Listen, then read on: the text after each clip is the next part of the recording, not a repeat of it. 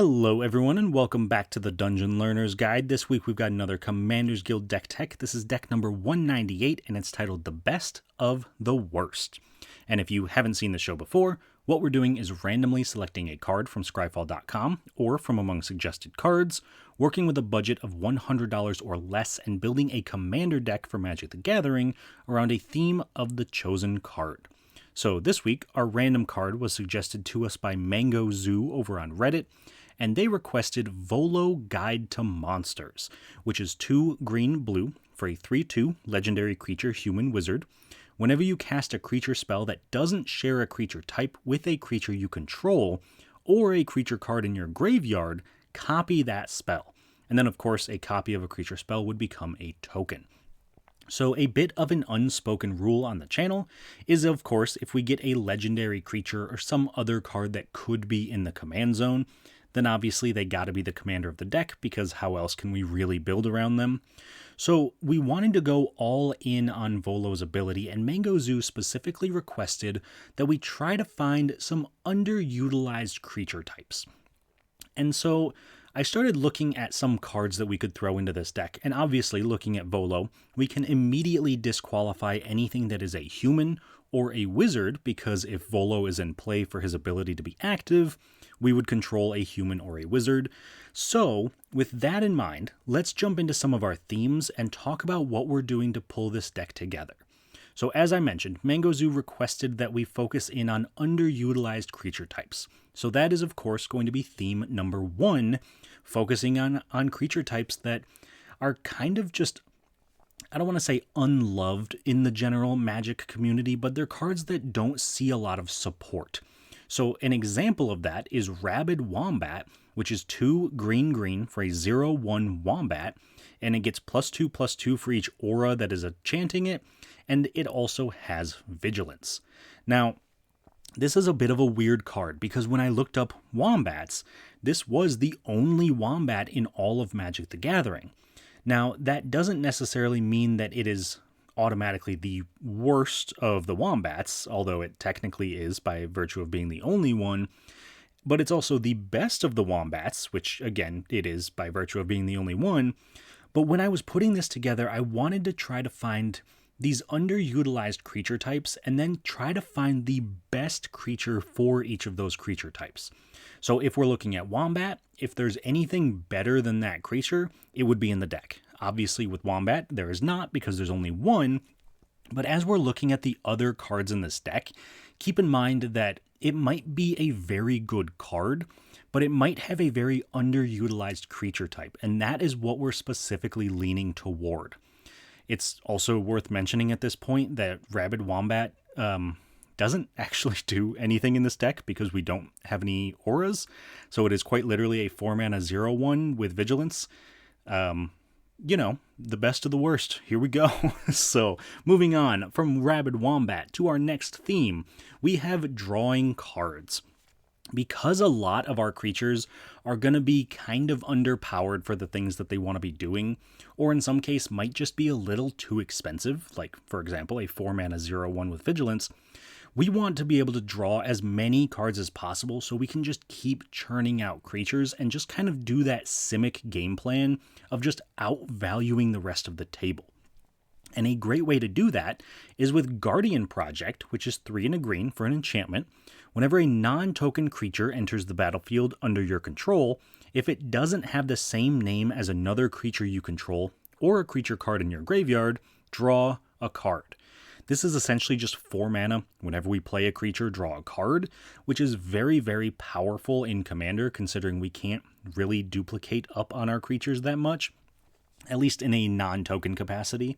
So definitely a great source of card draw and one of the most efficient ways for us to churn through our deck. Moving on to our final theme though, as I've kind of already mentioned with how expensive some of our creatures can be and how expensive some of our card draw is, we are going to try to ramp like crazy. So to that end, we have cards like Vastwood Surge, which is 3 and a green for a sorcery. It has Kicker 4, and you search your library for up to 2 basic land cards, put them onto the battlefield tapped, then shuffle your library, and if this spell was kicked, put 2 +1/+1 counters on each creature you control. So I am a huge fan of Vastwood Surge because at its worst, it is just an explosive vegetation, just 4 mana to get 2 lands. But if you have extra mana or you've gotten into the late game, it also becomes an anthem for your team, which can be very game winning. So that is kind of what our deck is trying to do. We want to play these kind of janky creature types that are a little underloved. We want to show them some of that love. We want to draw a ton of cards, we want to ramp, and we just want to overwhelm our opponents with our board. So with that in mind, let's move on from our themes and get into some of our key cards. And these are cards that synergize really well with what we're trying to do, and in some cases can be value engines or win conditions all on their own. So starting up, our first key card is going to be First Responder, which is our only ogre and our only citizen in the deck. It is 3 and a green for a 3/3 vigilance. At the beginning of your end step, you may return another creature you control to its owner's hand, then put a number of +1/+1 counters equal to that creature's power on First Responder. So this does a couple of things in our deck. Number 1, it lets us re-trigger some of our draw abilities by bouncing a creature to our hand so that we can replay it, but it's also going to be powering up the First Responder, putting +1/+1 counters on it, and it's also going to let us get back those creatures that we cast to make tokens. We can then keep the tokens, and at some point, if the token dies, we're then able to recast the initial creature and get another token because there's still no creature that shares a creature type with it, and we've now killed off the token that did share a creature type with it. So First Responder kind of goes a little bit under the radar, especially because I don't think there's any other green ogres, so that's a little bit of a uniqueness to this deck. But I think that it plays well in the space of what we're trying to do.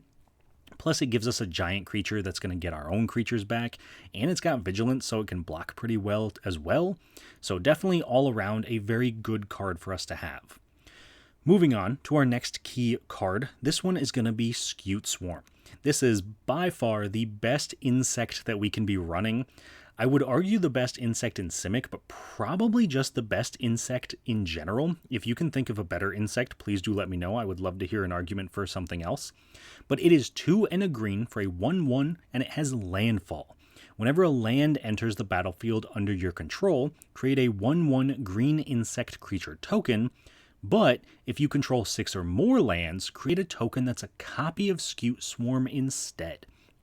Because a good portion of our game plan relies on us ramping out a bunch of lands, being able to have Scute Swarm in play, and even possibly copy it immediately with Volo, means that we can start making a ton of Scute Swarms. We can go from 2 to 4 to 8, 16, 32, and so on, and put our opponents in a position where every time a land comes in, we just make so many Scute Swarms that they either have to wrath the board or we're just going to win the game.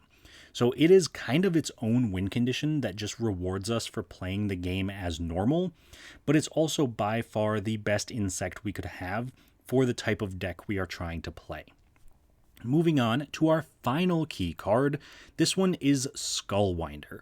And this one doesn't look like too much on the front, but trust me when I say that this is definitely the best snake we could be playing. It is 2 and a green for a 1/3 with Death Touch. When it enters the battlefield, return target card from your graveyard to your hand, then choose an opponent. That player returns a card from their graveyard to their hand. So first off, this is kind of just an Eternal Witness effect. 3 mana to get something out of the graveyard is always pretty solid. But it also comes with a 1/3 Death Touch body, meaning it's going to be preventing most attacks that are coming our way. People don't really want to send their powerful creatures in to die to a random snake. And we can use this ability to really politic our way into getting what we want. If an opponent has a board wipe in their graveyard and we need someone to wipe the board, we can always convince them to get the board wipe back with Skullwinder, cast it, wipe the board, and then we just got a card back for free, and our opponent wiped the board for us in a situation we may have needed them to do so. So there are a lot of political things you can do with Skullwinder, and I'm always a proponent of using politics in Commander to kind of get the things that you need, because it is a social format, and it's a great way to kind of increase the fun and the interactivity at the table. But Those are all of our key cards. So the next thing we're going to do is take a look at some cool interactions in the deck. These are cards that synergize really well with each other, and in some cases can kind of just be highlights as we go through the deck. So the first pair of cards that I want to talk about is going to be Chasm Skulker and Karuga the Macro Sage. So Chasm Skulker, 2 and a blue for a 1/1 squid horror. I know horror is a supported creature type, but it's in here mainly because it's a squid, and we don't have any other horrors either. Whenever you draw a card, put a +1/+1 counter on Chasm Skulker. When Chasm Skulker dies, put X 1/1 blue squid creature tokens with Island Walk onto the battlefield, where X is the number of +1/+1 counters on Chasm Skulker. So every time we draw a card, Skulker gets bigger, and if at any point it dies, we make a number of little 1/1s equal to its power. So if we can draw a ton of cards, then obviously we can make the Skulker really big, and we can then get a ton of little 1/1s. So the question becomes, how do we draw a ton of cards? And that is where Karuga comes in. Because Karuga is 3 and 2 hybrid Simic, so either a green-blue or a green-blue, for a 5/4 dinosaur hippo. And again, I know dinosaur is a supported creature type. It is in here because it's a hippo, but we have no other dinosaurs either. It has Companion, which is irrelevant to us, but your starting deck contains only cards with converted mana cost 3 or greater and land cards.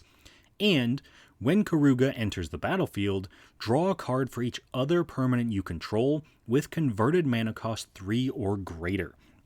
The nice thing about making token copies of our creatures is that they retain the statistics of the creature in question. So if we have Volo in play and we cast Chasm Skulker, we have now 2 Chasm Skulkers. Both of them are technically 3 mana value, meaning that when Karuga comes in, and we could of course trigger Volo on that one as well and have 2 Karugas come in, and yes, one would die to the legend rule, but they would both trigger and both draw cards. We draw a card for Volo, we draw 2 cards for the Chasm Skulkers, and then if the Karugas, stick around, or if there's other stuff in play, we can draw even more cards. So with that being said, that's going to push Chasm Skulker up to be a massive threat, especially if there's 2 of them. Now all of a sudden there are 2 giant monsters that our opponents have to deal with. We've drawn a ton of cards, and if they kill those massive Chasm Skulkers, then they have to deal with a ton of little 1/1s that are going to be island walking. So this can be just kind of a massive cycle that our opponents can't deal with, and it just snowballs and gets out of hand very, very quickly, to the point where even a board wipe isn't really going to do anything, because you'd have to kill the Skulkers and then also kill the little squids. So that is cool interaction number 1, which I think is a ton of fun. Moving on to cool interaction number 2. In this case, we have Fecund Greenshell and Mesmerizing Benthid. So Fecund Greenshell, 3 green for a 4/6 elemental turtle. It has reach. As long as you control 10 or more lands, creatures you control get +2/+2, and whenever it or another creature you control with toughness greater than its power enters, look at the top card of your library. If it's a land card, you may put it onto the battlefield tapped, otherwise put it into your hand. Mesmerizing Benthid is 3 blue for a 4/5 octopus. When it enters the battlefield, create 2 0/2 blue illusion creature tokens with, whenever this creature blocks a creature, that creature doesn't untap during its controller's next untap step, and the Benthid has hexproof as long as we control an illusion. So there are a couple of key things that are going to work here, but the main piece is that the green shell specifically cares about creatures with toughness greater than their power. If we have nothing else in play, and we just play the green shell and then immediately cast the Benthid, the green shell is going to see itself enter, so it's going to trigger once. It's going to see the Benthid enter, which has more toughness than power, so it'll trigger again, and then the Benthid is going to make 2 illusions that will also trigger the green shell. So if we just have these 2 creatures in play, we will get 4 triggers off of the green shell, possibly putting 4 lands into play, getting us very close to that 10 or more lands, giving everything +2/+2, and that only increases if we have Volo. Because if we play Volo and then the green shell, now we have 2 green shells, both of which are going to trigger, both of which are going to trigger off of each other. And then we play the Benthid, so we get 2 mesmerizing Benthids, both of which make 2 illusions. So we have 2 octopus and 4 illusions, each of which is triggering both green shells, which means we would get a grand total of 12 triggers just from these hitting the board. And that is a possibility that we put 12 lands into play, and even if we're not putting lands into play, we're still putting those cards into our hand. So this is a huge value engine and a really quick way for us to end the game, because if we do hit 10 lands, both green shells are going to be giving +2/+2, giving our entire board +4/+4, meaning that our little 0/2 illusions are now 4 6s that can just be hitting people to close out the game. So I'm a huge fan of both of these cards separately, but I think together they just become a huge value engine that I don't know if our opponents can really come back from. But those are all of our cool interactions for this week, and the next thing we got to do is take a look at the price of the deck. And this week the deck was pretty cheap, coming in at $56.23. However, we did have one card that contributed quite a bit to the budget, and that was Tribute to the World Tree at a massive $10.63. However, I do think that Tribute to the World Tree is very much worth the inclusion if you don't mind spending a little bit of extra money on it, because it is triple green, so green, green, green, for an enchantment that says whenever a creature enters the battlefield under your control, draw a card if its power is 3 or greater, otherwise put 2 +1/+1 counters on it. This is by far the most effective value piece we have in the entire deck, because it does not say non-token creatures. If we cast a spell and then copy it with Volo, both of those cards are going to be triggering the Tribute to the World Tree, meaning that if they both have power 3 or greater, we're going to draw 2 cards, or if they have power 0, 1, or 2, they're going to get 2 +1/+1 counters and become threats that our opponents are going to have to deal with. So not only is Tribute to the World Tree drawing us cards and keeping us in the game, but it's also putting threats into play that may not be threats otherwise. So I really do think that it is worth the price. However, as always, if you do need to trim it, you could cut it for a couple of other draw spells instead, and then obviously drop the price down to about $46, which is a lot more manageable. However, $56 is not too terrible, and on the other hand, if you're looking for a card to put into the deck to even increase the price, I do have one suggestion for you. So when I said earlier that we are looking for the best of the worst, the best creatures to represent the worst creature types, there was one that I was not able to squeeze into the deck, even though it is clearly better than the, representative that took its place. That card is Abhorrent Oculus at a massive $22.50. It is 2 and a blue for a 5/5 eye. As an additional cost to cast this spell, exile 6 cards from your graveyard. It has flying, and at the beginning of each opponent's upkeep, manifest Dread. So we get to make a free face-down 2/2 every single upkeep, which is immensely powerful when there's 4 players in the game. Obviously, like I said, it is out of the budget range, so it did not be the eye representative in the deck.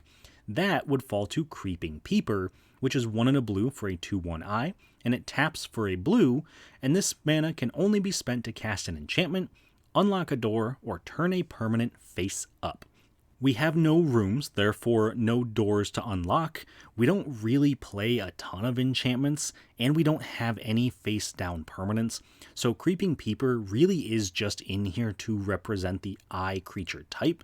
But if you want something that is incredibly effective, Abhorrent Oculus definitely improves upon that archetype, shall we say.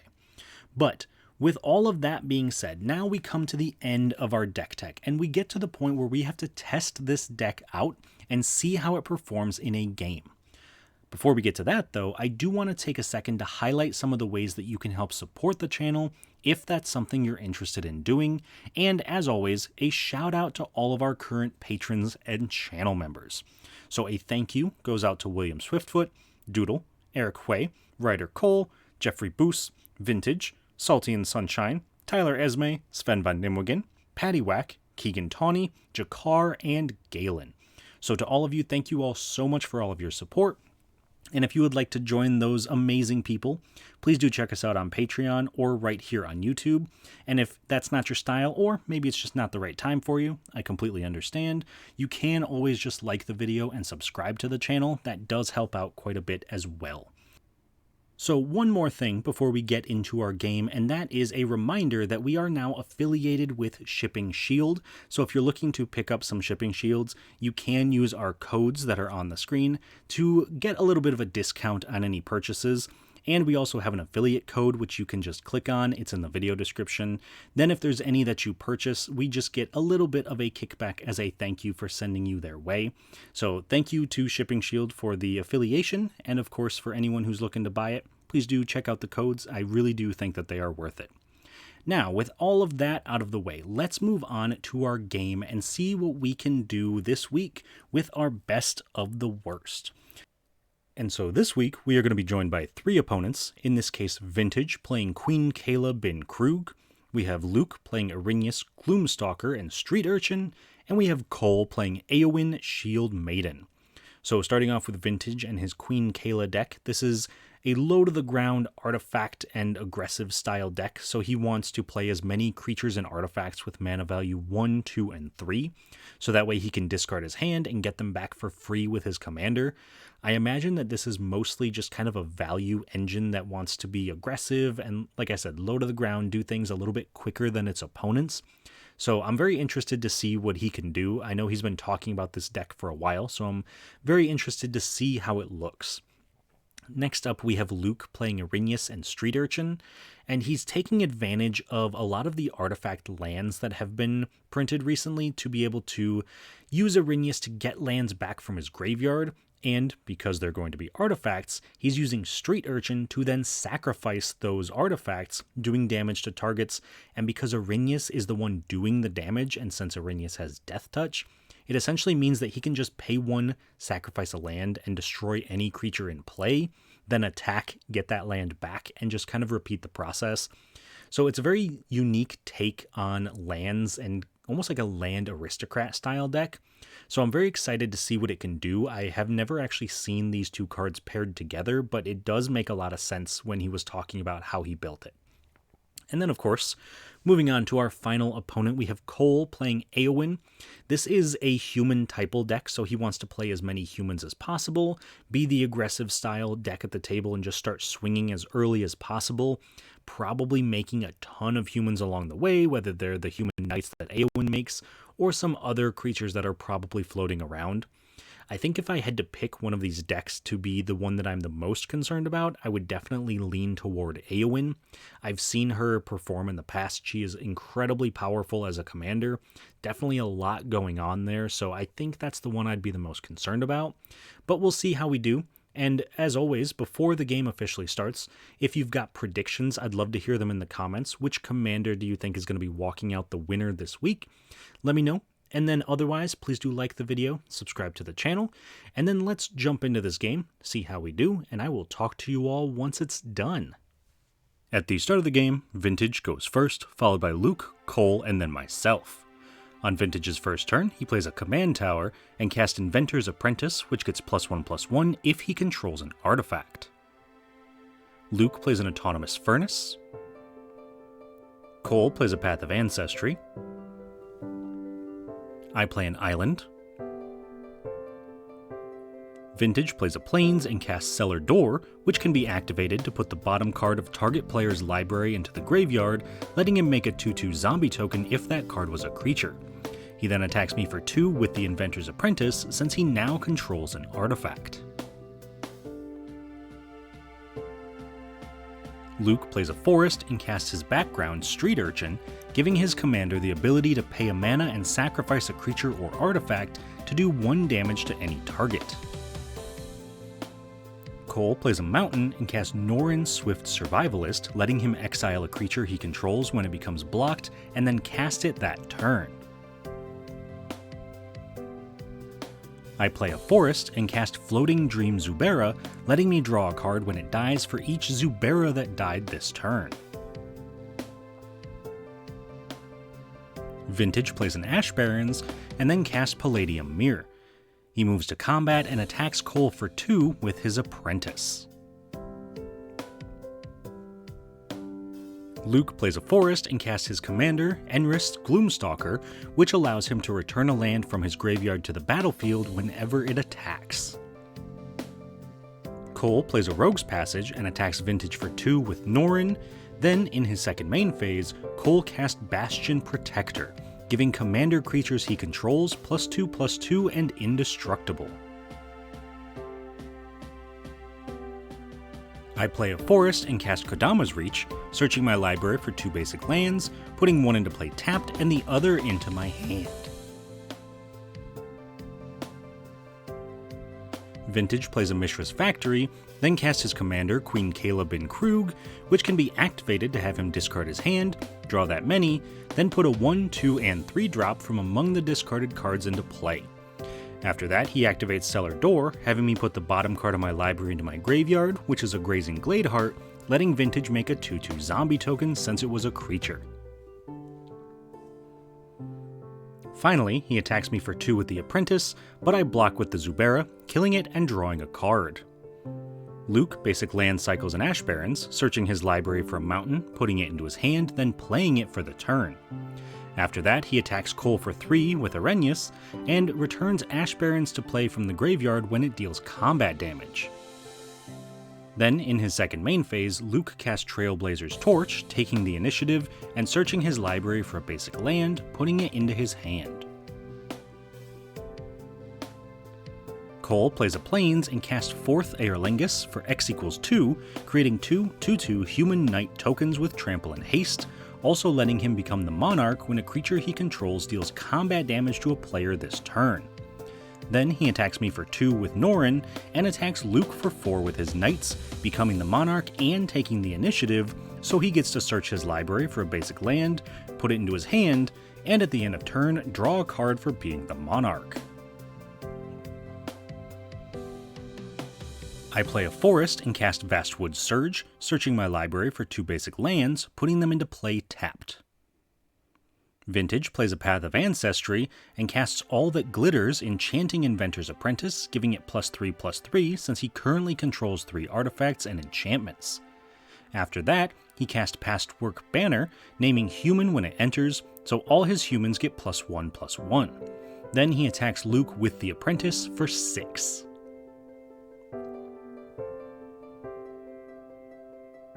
Luke plays a Scene of the Crime, then equips Arrhenius with Trailblazer's Torch, having it now do 2 damage to any creature that blocks it, which, thanks to Arrhenius having Death Touch, means it kills anything that tries to block it before combat damage can even happen. After that, he also casts Swiftfoot Boots, equipping them to Arrhenius to give it Hexproof and Haste, then sacrifices Scene of the Crime to have Arrhenius do 1 damage to Inventor's Apprentice, killing it with Death Touch, meaning Luke can attack Cole for 3 with Arrhenius, returning Scene of the Crime to play from his graveyard, taking the Monarchy and reclaiming the initiative, this time scrying 2, and at the end of turn he draws for being the Monarch.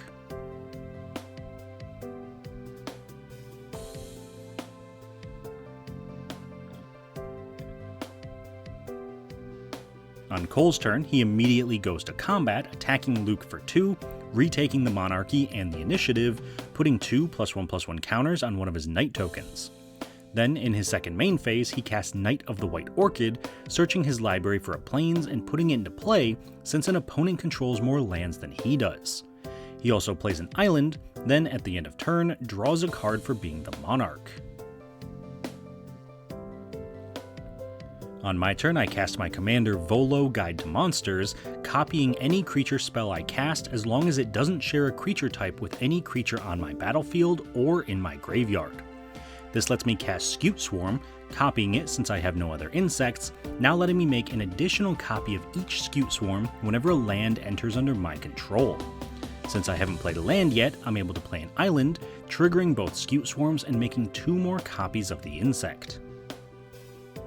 Vintage casts Rule of Law, making it so that each player can only cast 1 spell a turn, and after that he activates Cellar Door, targeting me. This time I put Precursor Golem into my graveyard so he makes another zombie. Once that's resolved, he moves to combat and attacks Luke for 3 with Queen Kayla. Luke plays a roadside reliquary, immediately sacrificing it to draw 2 cards since he controls both an artifact and enchantment. He then attacks me for 3 with Arrhenius, returning the roadside reliquary from his graveyard to the battlefield, and in his second main phase, Luke casts Blasphemous Act, doing 13 damage to each creature, completely wiping the board. In Cole's upkeep, he takes the initiative, gaining 5 life, and notably, he should have made an opponent lose 5 life, but we don't catch that at the time. He then plays a Plains and casts a Powder Ganger, which destroys an artifact when it enters, destroying Vintage's Patchwork Banner. On my turn, I play a Forest and simply recast my commander Volo before passing. Vintage plays a Sundown Pass and activates Cellar Door, choosing Cole, who reveals an island. Once that's resolved, he casts Akiri, Fearless Voyager, letting him draw a card when he attacks with 1 or more equipped creatures. Then, at the end of turn, Luke flashes in Hidden Blade. Then on Luke's turn, he recasts his commander Arrhenius, plays a Cryptic Caves, equips Arrhenius with Swiftfoot Boots, giving them hexproof and haste. Then he sacrifices Scene of the Crime to do 1 damage to the Powder Gangers, killing it and allowing Luke to attack Cole for 3 with Arrhenius, returning Scene of the Crime from his graveyard to the battlefield. At the same time, he also takes the initiative, goading Volo, and takes the Monarchy, which he draws for at the end of turn.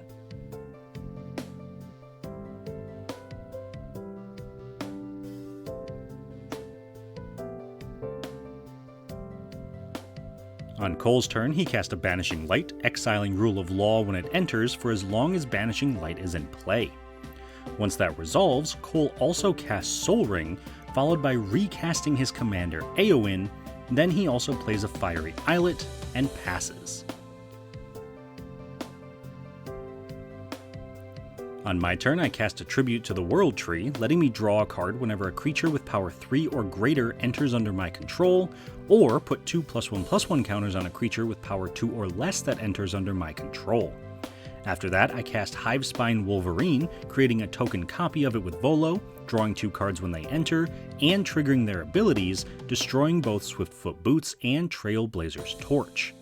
I then play an island and cast Chronotog, creating a token copy of it, putting 2 +1/+1 counters on each of them when they enter, now also letting me skip my next turn to give the Chronotog +3/+3 until the end of turn. Finally, since Volo is goaded, I attack Vintage for 3 with my commander. On Vintage's turn, he cast Enduring Innocence, letting him draw a card once a turn when a creature with power 2 or less enters under his control. Then he also cast Mentor of the Meek, letting him pay 1 when a creature with power 2 or less enters under his control to draw a card.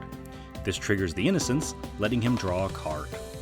Finally, Vintage attacks Luke for 3, taking the initiative, searching his library for a basic land, putting it into play, playing the mountain he gets for turn, and then also taking the Monarchy, drawing for it at the end of turn.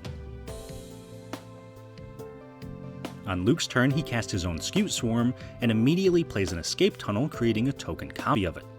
He then sacrifices the Escape Tunnel to search his library for a basic land, putting into play tapped and making 2 more Scute Swarms. After that, he casts a Solemn Simulacrum, searching his library for another basic land, putting it into play tapped and making an additional 4 more Scute Swarms. He then moves to combat and attacks Vintage for 3 with Arrhenius, returning Escape Tunnel from his graveyard to the battlefield, making 8 more Scute Swarms, retaking the initiative, making a 4/1 skeleton token, and also reclaiming the Monarchy and drawing for it at the end of turn. Cole cast a Whisper Silk Cloak and equips it to Eowyn, giving her Shroud and Unblockable. Before the equip resolves, Luke sacrifices Solemn Simulacrum to draw a card and do 1 damage to Eowyn. In response to that, Cole casts Unbreakable Formation, giving his creatures indestructible until the end of turn, and since it's his main phase, putting a +1/+1 counter on each of them.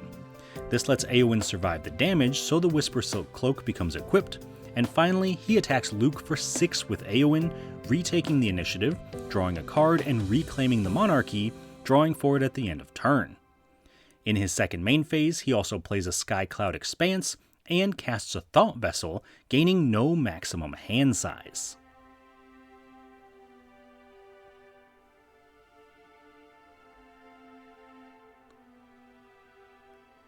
On my turn, I cast an End Raise Forerunners, copying it with Volo, drawing 2 cards when they enter, and then each of them give my other creatures +2/+2, Vigilance, and Trample until the end of turn, meaning everything but the Forerunners actually get +4/+4. This lets me attack Cole with a Chronotog for 7 and Luke for 50 with the rest of my board. Before blocks, Luke sacrifices Escape Tunnel to search his library for a basic land, putting it into play tapped and making 16 more Scute Swarms. Then he's able to block with everything except the original Scute Swarm, taking only 12, killing his entire board, both my Forerunners, a Chronotog, and Volo, while Cole takes the full 7. This also means that I take the initiative, searching my library for a basic land, putting it into my hand, and I also take the Monarchy, drawing for it at the end of turn. Vintage plays a Phyrexia's Core and recast his commander Queen Kayla. After that, he also casts Inherited Envelope, being tempted by the ring and making Queen Kayla his ring bearer. Then he attacks Luke for 7 with his entire board, meaning that even after blocks, he would still take 4, knocking him out of the game. Then at the end of turn, Cole sacrifices his Fiery Islet to draw a card.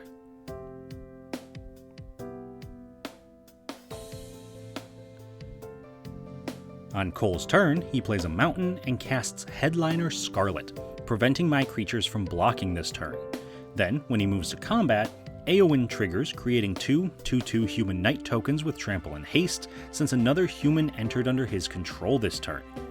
This lets him attack me for 5 with Scarlet and a knight, retaking the initiative, revealing the top 10 cards of his library, putting a creature from among them into play with 3 +1/+1 counters, choosing Baragond of the Guard, which gives his other creatures +1/+1 in Vigilance whenever a human enters under his control.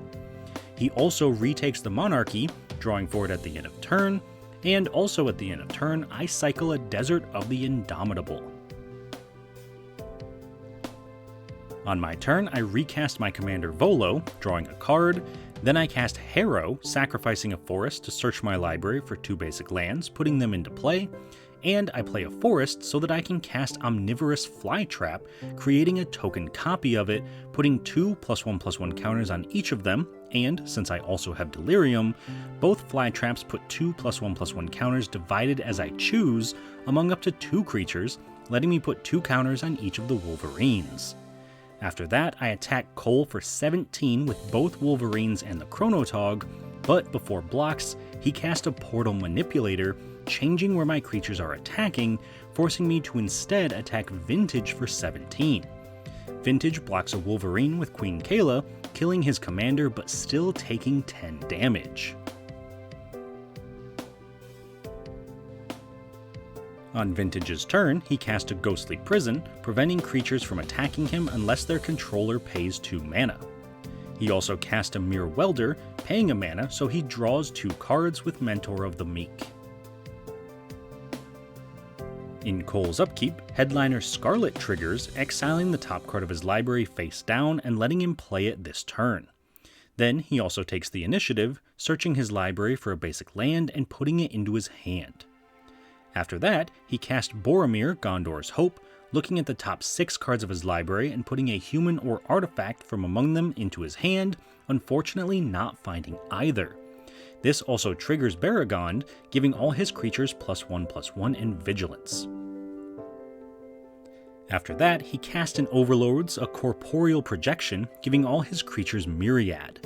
When he moves to combat, Eowyn triggers, making 2 more Knight tokens, which give his other creatures another +2/+2, and finally he's able to attack me with his entire board, triggering Myriad to create a token copy of each of them that's also attacking Cole. Since this creates an additional 8 humans, including a second Baragond, all of his creatures get another +9/+9, doing more than enough damage even after blocks to knock out both Vintage and myself, winning Cole the game. All right, so that was a sweet game. Definitely a lot going on in that game. I think our deck performed a lot better than I expected it to, considering we weren't playing very good creature types. But I think that that was kind of the fun of it. I think that obviously using some of the stronger representatives of creature types, meaning we got things like Endray's Forerunners to just do a massive amount of damage at any point, was definitely helping us and definitely in our favor. But overall, I think the deck was a ton of fun to play. I think that it was one of those decks that kind of feels a little bit janky, but because it's a Simic deck with an incredibly strong commander, I think it kind of makes up for it and can definitely compete, even though it looks like it may not be able to. So definitely had a lot of fun with it. Let me know what you think, though, down in the comments, if there's any cards that could be added to or taken away from it. Otherwise, talking about the rest of the table, I think that Vintage's Queen Kayla deck started very strong, but he started to really struggle toward the end of the game because a lot of his game plan revolved around his commander, and she kind of just kept dying, whether in board wipes or needing to block things. So a little unfortunate to that end. Hopefully we'll get to see the deck again in the future. Continuing around the table, the Irenaeus deck really surprised me. I thought it was very powerful, and it really just kind of played in a super unique space with the land aristocrat synergies that you don't see very often. So hopefully we get to see that deck come back again. I think that it really did have a good showing and could probably be very effective. So I have no doubt that I'll probably lose to that deck again in the future. And then, last but not least, our victor for this time, Eowyn, coming from Cole. It was a very powerful human deck, as I kind of expected it to be. And obviously, the main winner of that deck was Baragon, being able to give everything +1/+1 in Vigilance, combined with giving everything Myriads. So he just got, I think at the end count, it was +11 to every single one of his creatures, possibly even more. So just an absolutely crazy amount of damage hitting each of us.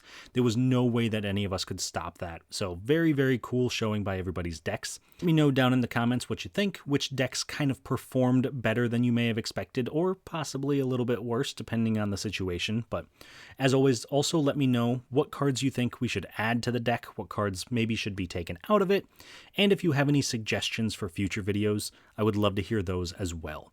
So thank you all so much for watching, and I'll see you on the other side of the Dungeon Learner's Guide. So with that in mind, let's move on from our themes and start to talk a little bit about our key cards. Why did it do that?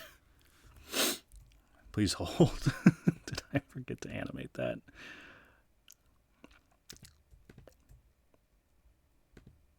What?